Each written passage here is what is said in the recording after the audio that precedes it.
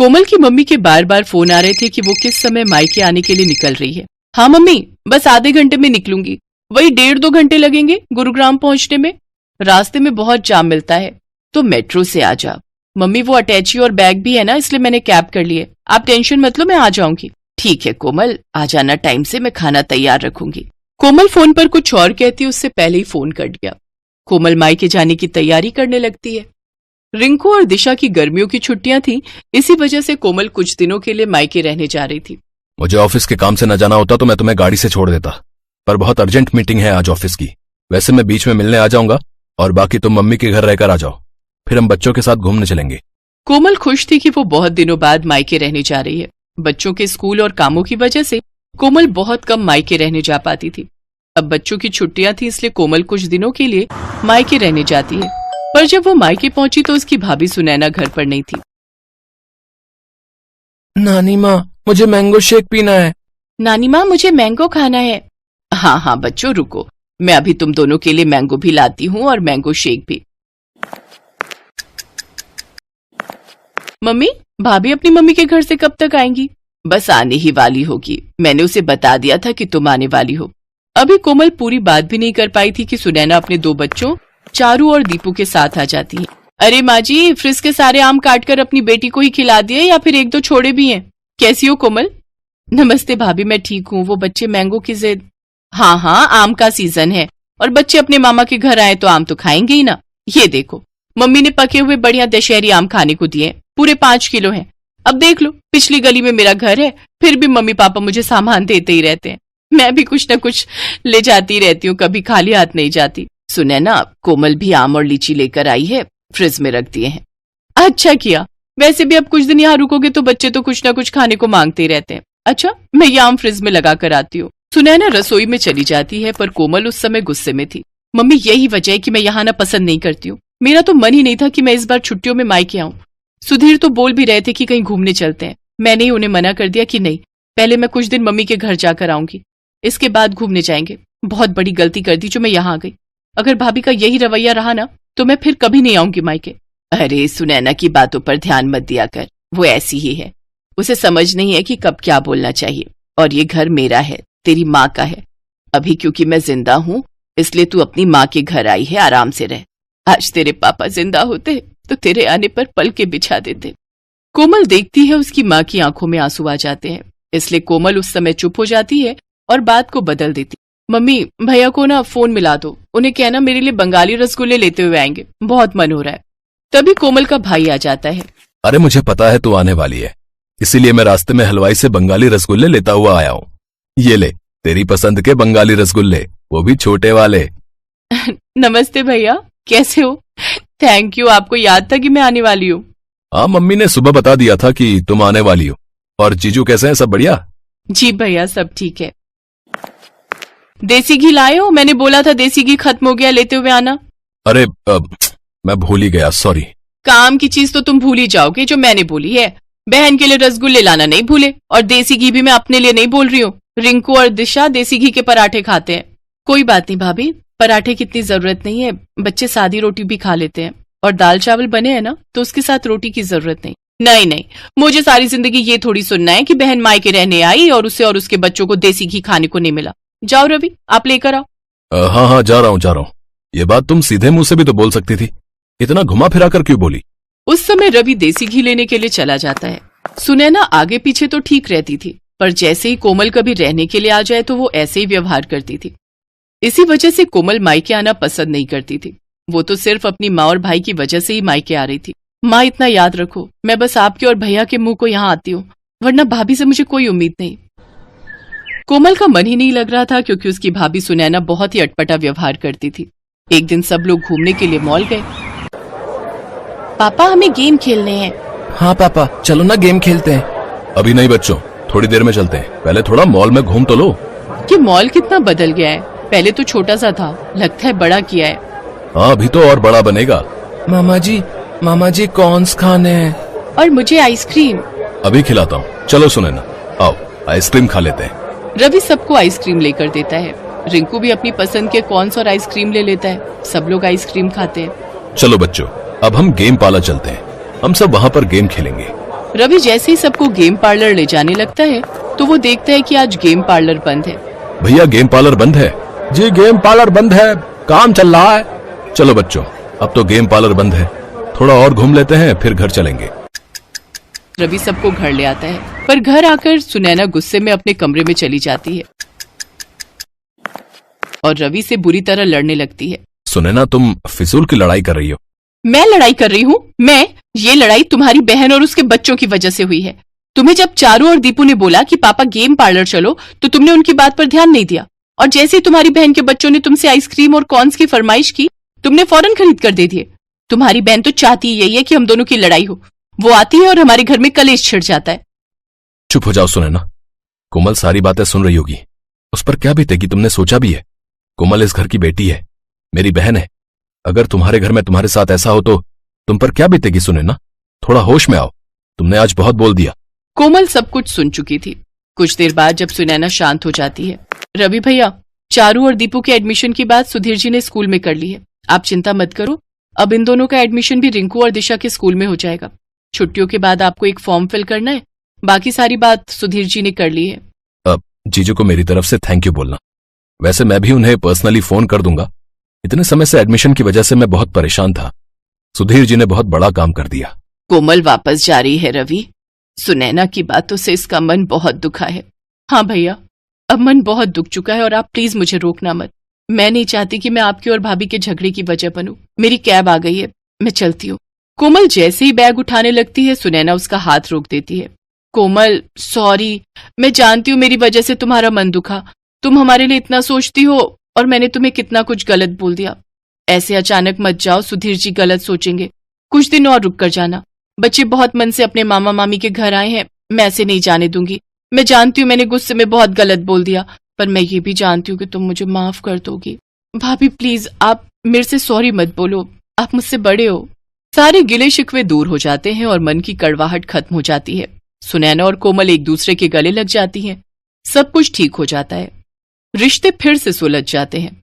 सुनैना ने अपनी गलती मानी और उसे एहसास हुआ कि जैसे वो अपने घर की बेटी है वैसे ही कोमल इस घर की बेटी है, और अगर उसके साथ ऐसा होता तो उसे कितना दुख पहुंचता। इसलिए सुनैना ने अपने व्यवहार को बदला और रिश्तों में आने वाली दूरियां खत्म हो गईं।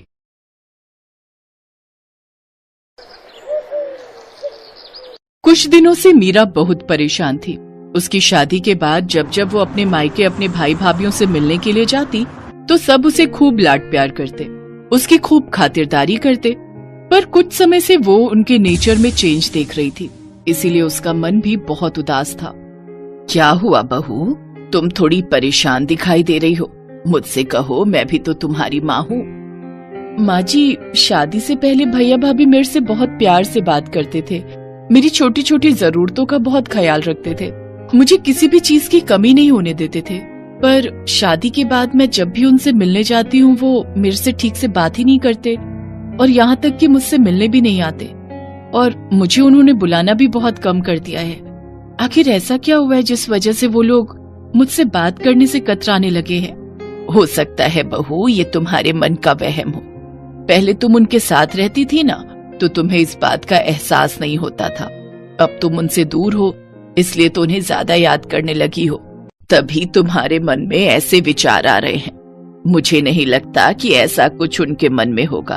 एक काम करो, तुम कुछ दिनों के लिए अपने मायके रहकर आ जाओ, इससे तुम्हारे मन का वहम भी दूर हो जाएगा और तुम्हारा उदास मन भी ठीक हो जाएगा। थैंक यू माँ जी, मैं तो पता नहीं क्या क्या सोच रही थी। मैं कल ही मायके रहने चली जाती हूँ। एक काम करती हूँ, मैं उन्हें कुछ बताऊंगी नहीं, उन सबको सरप्राइज दूंगी। अगले दिन मीरा अपने भैया भाभी को सरप्राइज देने के लिए अपने मायके पहुँचती है, पर वहाँ पर तो ताला लगा हुआ था।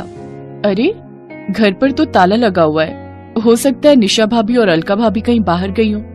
थोड़ा इंतजार कर लेती हूँ। एक काम करती हूँ, निशा भाभी के मोबाइल पर फोन करती हूँ। मीरा अपनी बड़ी भाभी को फोन मिलाती है, पर फोन ही नहीं मिल रहा था। तभी पड़ोसन उसके पास आती है। अरे मीरा बिटिया, कैसी हो? नमस्ते आंटी जी, मैं ठीक हूँ। आपको कुछ आइडिया है कि भाभी कहाँ गई हैं? वो सब तो घूमने के लिए विदेश गए हैं, 1 महीने बाद लौटेंगे। वो तुम्हारे भतीजे ऋषि का बर्थडे है ना, वही मनाने के लिए गए हैं। विदेश गए हैं? मुझे बताया भी नहीं। आ जाओ बिटिया, यहाँ आ जाओ, मैं चाय बनाती हूँ। नहीं नहीं आंटी जी, मैं फिर कभी आऊंगी, अभी मैं चलती हूँ। नमस्ते आंटी। मीरा के दिमाग में बहुत सी बातें चलने लगी। पूरे रास्ते कुछ न कुछ सोचती रही। अजय भैया और विजय भैया तो कह रहे थे कि मेरी शादी के लिए उन्होंने कर्ज लिया है, उनके पास शादी के लिए पैसे नहीं है, पहले ही उनका काम अच्छा नहीं चल रहा, बड़ी मुश्किल से मेरी शादी कर रहे हैं, पर विदेश ट्रिप में बर्थडे के लिए फिर उनके पास पैसे, मुझे कुछ समझ नहीं आ रहा। और यहाँ तक कि घूमने जा रहे हैं, वो भी देश से बाहर, विदेश में, मुझे एक बार फोन करके बताया तक नहीं। उलझन भरी बातें मीरा के दिमाग में चलती रहीं। जैसे ही वो वापस ससुराल पहुंची तो उसकी सास और पति दंग रह गए। अरे मीरा, तुम वापस आ गई? तुम तो भैया भाभी के घर रहने गई थी ना? क्या हुआ बहू, तुम लौट क्यों आई? भैया भाभी आउट ऑफ इंडिया गए हैं ऋषि का बर्थडे मनाने के लिए। सब लोग 1 महीने बाद लौटेंगे। मुझे एक बार भी फोन करके दोनों भैया और भाभी ने बताया तक नहीं। मैं यही सोच रही हूँ, कम से कम एक फोन तो कर देते। हमसे तो उन्होंने कहा था कि हमारे पास शादी के लिए पैसे नहीं हैं, इसीलिए अमित ने लोन लेकर पूरी शादी का खर्च उठाया था। वैसे मुझे ये बात कहनी नहीं चाहिए बहू, पता नहीं तुम क्या सोचोगी, पर उन लोगों के पास विदेश घूमने के लिए पैसे कहाँ आए, जबकि पूरी शादी तो हमने की है। यही देखते हुए कि उनके पास शादी के लिए पैसे नहीं है। ये तो तुम दोनों की लव मैरिज थी, इसी वजह से ना मैंने कुछ बोला, ना तुम्हारे ससुर जी ने, और ना ही अमित ने। छोड़ो विमला, ये सब कहने की क्या जरूरत है? बहू पहले ही बहुत परेशान है, ये सब बातें सुनकर ये और परेशान हो जाएगी। कोई नहीं, मीरा हमारी बहू है, हमारा खर्चा हो या इसके मायके वालों का, बात एक ही है। अगले 1 महीने तक मीरा के भाई भाभीियों ने एक भी फोन नहीं किया। अचानक 1 महीने बाद एक दिन जब मीरा अपने पति अमित के साथ बाजार गई हुई थी, वहीं उसकी दोनों भाभियां उसे दिखाई दें, पर वो दोनों उससे नजरें चुराने लगी। सुनो, ये तो निशा भाभी और अलका भाभी है ना? इसका मतलब ये लोग विदेश से वापस आ गए, पर इन्होंने आकर भी मुझे फोन नहीं किया। चलो तो मैं बात करती हूँ। छोड़ो ना मीरा, जब उन्होंने ही तुम्हें याद नहीं किया तो तुम क्यों उनसे बात कर रही हो? रहने दो। नहीं नहीं, ऐसे थोड़ी होता है। जरा पूछूं तो, वो मेरी भाभियां हैं, उनसे ये सब पूछने का तो मेरा हक बनता है। रुको, मैं अभी पूछती हूँ। मीरा जैसे ही अपनी दोनों भाभियों के पास जाने लगती है, उसकी भाभियां उसे देखकर इग्नोर करके चली जाती हैं। निशा भाभी, अलका भाभी, इधर। अरे, मुझे देखकर भी अनदेखा कर दिया। मुझे कुछ समझ नहीं आ रहा, आखिर ये माजरा क्या है? मैंने तुम्हें बोला था ना कि मत जाओ।